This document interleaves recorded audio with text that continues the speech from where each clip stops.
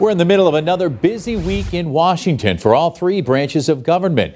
Joining us to break it all down is Greta Van Susteren, host of Full Court Press and Western Mass News chief national political analyst. Greta, President Biden meeting with Senate Democrats tomorrow. What's on the agenda? Well, the reason he's meeting with Senate Democrats tomorrow is because he's trying to get that voting legislation over the finish line. He's at a very difficult time. He went down to Atlanta yesterday to have a big speech. He went to the gravesite of Martin Luther King, but he was snubbed down there when a lot of African-American voters who were activists and who helped him in 2020 didn't show up, which was quite shocking. Most importantly, Stacey Abrams was running for governor.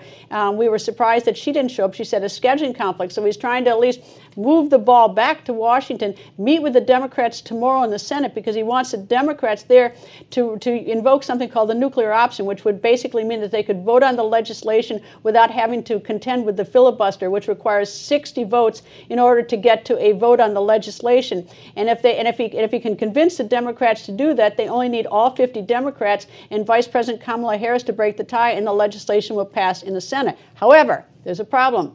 Two Democrats, Senator Sinema and Senator Manchin, they do not believe that they have made public statements that they don't want to do this nuclear option or do away with the filibuster. Now, maybe you can twist their arms tomorrow, but right now it does not look promising for the president.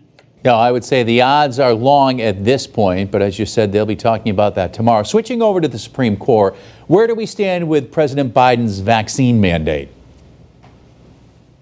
Well, the president wants to mandate for companies that have over 100 employees that they be vaccinated. He also wants anyone who gets money from CMS, that would be Medicare and Medicaid funds, to likewise require the employees to be double vaccinated. Well, some people don't want that. And companies that have over 100 employees, some of them don't want to have that mandate. And some of these health centers don't want that. They fear they'll lose their employees, whether it's in the private sector or the public sector. But so what happened is that this has been bullying up through the court system. It went to the United States Supreme Court on Friday on an asking emergency decision from the Supreme Court. Is this mandate, essentially two mandates, are they enforceable or not? And the Supreme Court heard argument. We expect a decision very fast because this is not something that can wait till June. We don't know when we're going to get it, but in the meantime, OSHA, which would enforce the penalties for this mandate for companies that have over 100 employees, they said that they're going to put their enforcement on hold, no penalties. So we'll get an answer soon. Greta Van Susteren, always great to talk with you. Thanks for your time. Thank you.